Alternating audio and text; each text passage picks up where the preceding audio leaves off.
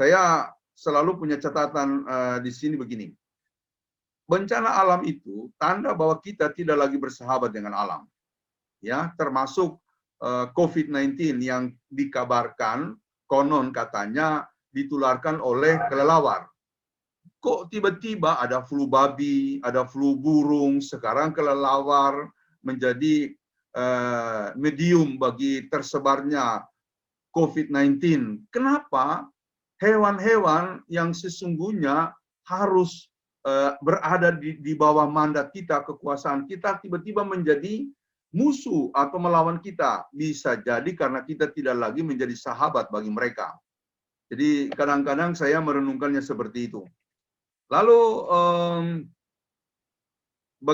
jadi manusia bekerja untuk membuat kondisi alam ini menjadi tempat yang kondusif bagi keberlangsungan hidup manusia.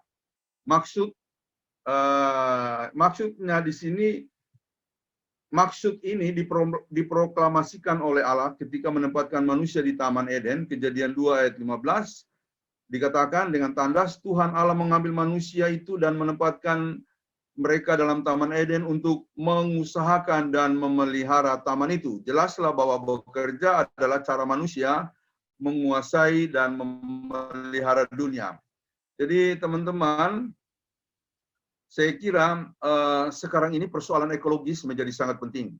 Dalam setiap kali saya mengajar mahasiswa, saya selalu hubungkan dengan semua topik ajaran saya hubungkan dengan tanggung jawab. Ya, tanggung jawab kita, tanggung jawab terkait dengan bangsa, terkait dengan ekologi. Kalau dalam percakapan kegerejaan sekarang ini ada 3 krisis. Ya, yang pertama krisis kebangsaan, krisis ekologi, dan kalau dikaitkan dengan gereja, krisis oikumene. Ya, gereja-gereja sekarang tidak lagi bekerja sama atau sulit lagi untuk bekerja sama. Ya, disebut oikumene itu cuma formalitas. Ya, cuma formalitas, ya. Ada beberapa kompleks saya lihat gerejanya berdampingan, ada 10 sampai 12 gereja. Teman saya Ustadz pernah mengatakan, Pak, emang gereja nggak bisa melakukan satu kebaktian, satu gereja? Saya agak bingung untuk menjelaskan begitu ya. Karena mereka melihat ada kompleks, di situ ada berderet beberapa gereja. Saya juga bingung ya. Jadi itu krisis daripada oikumene kita, kesatuan gereja kita. Mudah-mudahan LPPI dan melalui PK ini kita bisa mencoba menginspirasi seluruh orang yang kita layani dengan satu jiwa oikumene. Bekerja.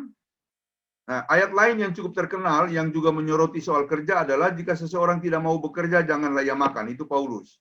Kalau manusia yang masih produktif tidak bekerja, ia disebut malas. Tidak bekerja memberi kesempatan kepada bermacam-macam pencobaan.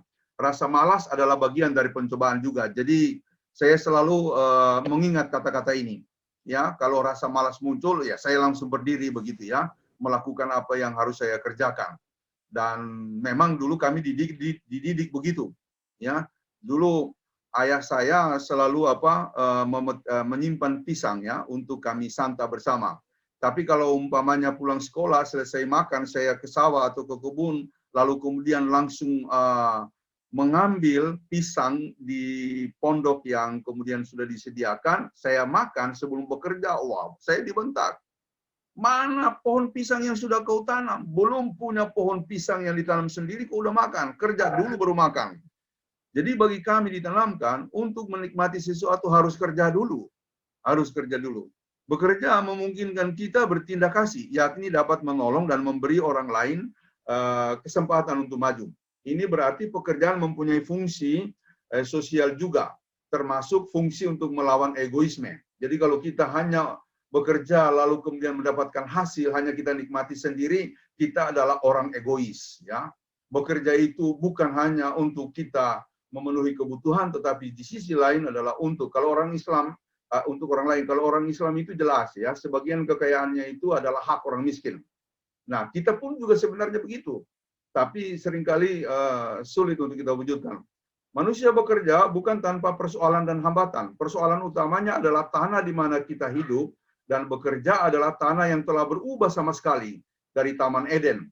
Pemberontakan manusia atau jatuhnya manusia dalam dosa telah berdampak pada terkutuknya tanah. Dikatakan terkutuklah tanah karena engkau. Dengan bersusah payah engkau akan mencari rezekimu dari tanah seumur hidupmu, semak duri dan rumput duri yang akan dihasilkan bagimu. Kejadian 3 ayat 17 sampai 18. Kerja manusia dihantui oleh tanah yang terkutuk. Jadi saya kira ini perlu juga kita refleksikan, tanah yang kita olah sekarang ini bukan lagi tanah yang mudah. Tanah dalam tanda petik tanah yang terkutuk. Nah, tanah itu harus kita olah untuk menjadi tanah yang diberkati. Jadi kutuk itu sudah dipatahkan oleh Yesus Kristus ketika dia mati di kayu salib. Dalam kerangka pembebasan Yesus Kristus, kita akan menyebarkan satu prinsip baru untuk mengembangkan pekerjaan. Jadi bukan cuma itu, manusia sering menjadi korban dari alam. Alam yang tidak bersahabat, banyak bencana dan penyakit muncul di muka bumi. Semua itu membayangi usaha manusia. Hal ini membuat kita sungguh-sungguh harus bekerja lebih keras lagi. Dengan demikian kata bersusah payah dalam Kejadian 3 ayat 17 adalah sesuatu yang realistis, istilah yang sangat realistis, mengingat lingkungan kita yang sudah berubah sama sekali. Tapi kita tidak boleh menyerah, ya. Kata Tuhan kepada umat Israel ketika mereka akan membangun bait Allah, bekerjalah maka aku akan menyertai engkau. Ya, saya juga merefleksikan ini, bekerjalah dalam semua lingkupan aktivitas kita, Tuhan akan memberkati kita. Selain menjadi korban alam, manusia yang bekerja juga seringkali menjadi korban selamanya.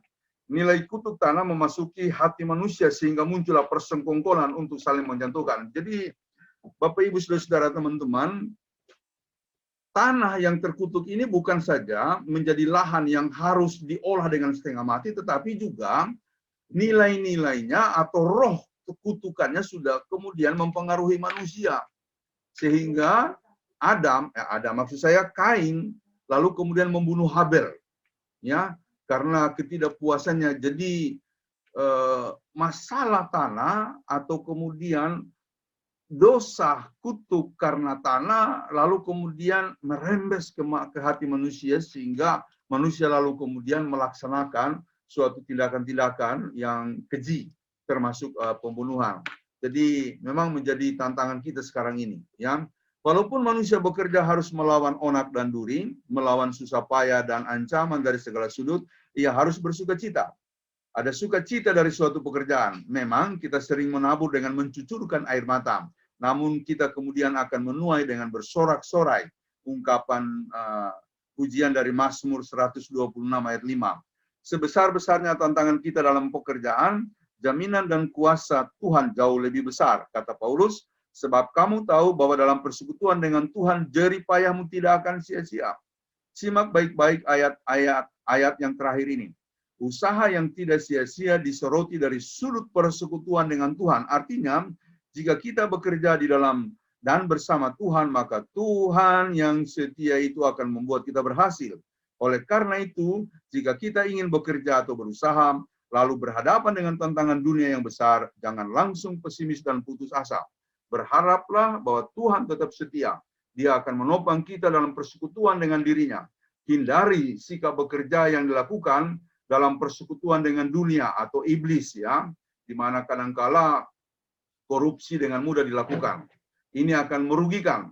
Sekalipun tampak di depan akan sangat menguntungkan. Jadi kadangkala cara dunia itu menjanjikan, ya, lebih menguntungkan. Banyak orang yang bicara kepada saya begini, Pak Pendeta, kok dia itu kalau dipikir-pikirkan gerejanya malas, lalu kemudian tidak memperhatikan orang, tapi kok kayaknya sangat diberkati, maju begitu hidupnya.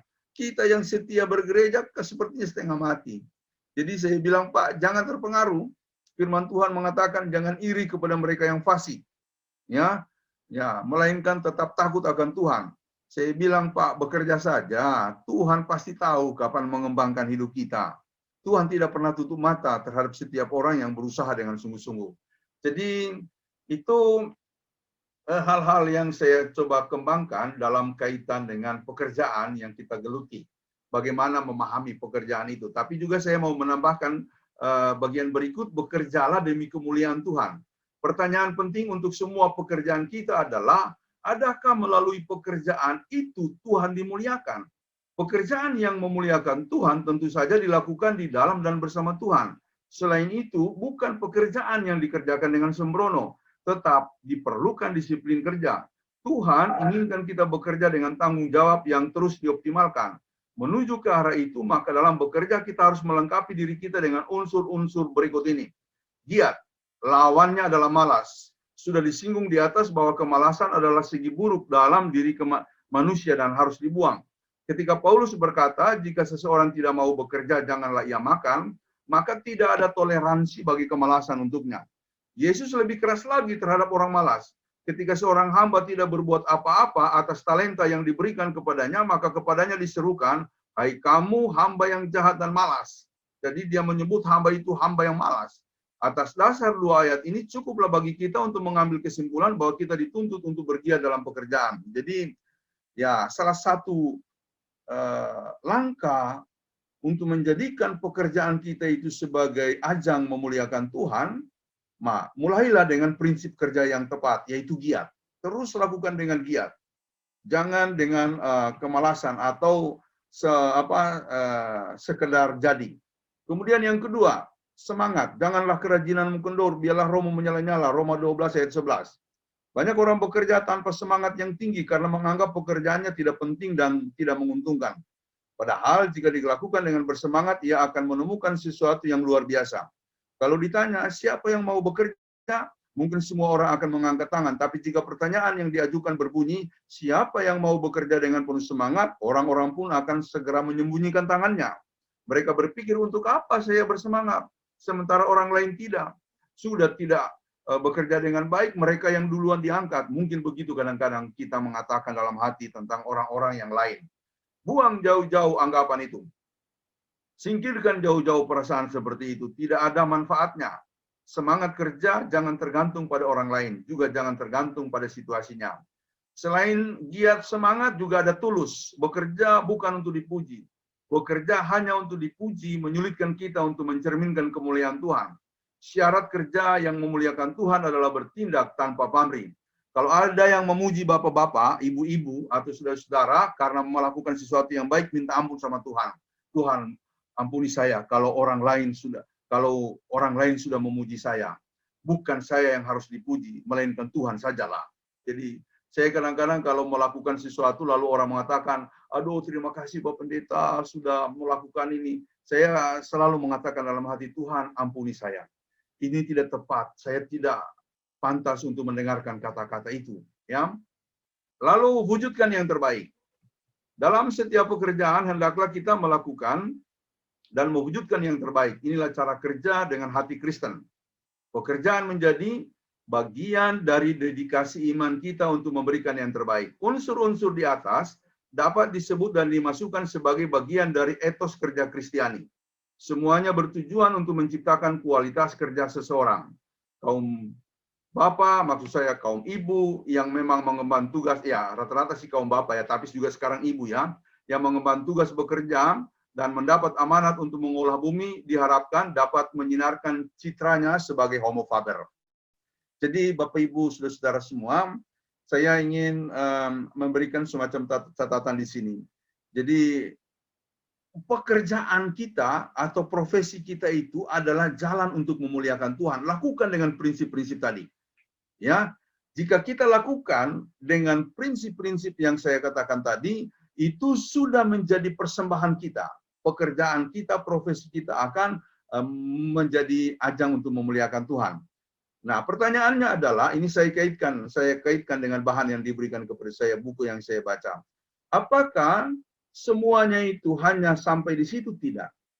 Memuliakan Tuhan bagi kita adalah bukan cuma melakukan pekerjaan itu dalam prinsip-prinsip yang disebut etos kerja Kristen, tetapi juga selanjutnya adalah bagaimana kita mempersembahkan pekerjaan kita atau sebagian pekerjaan kita atau hasil dari pekerjaan kita untuk pengembangan pelayanan yang lebih luas dalam rangka memuliakan nama Tuhan.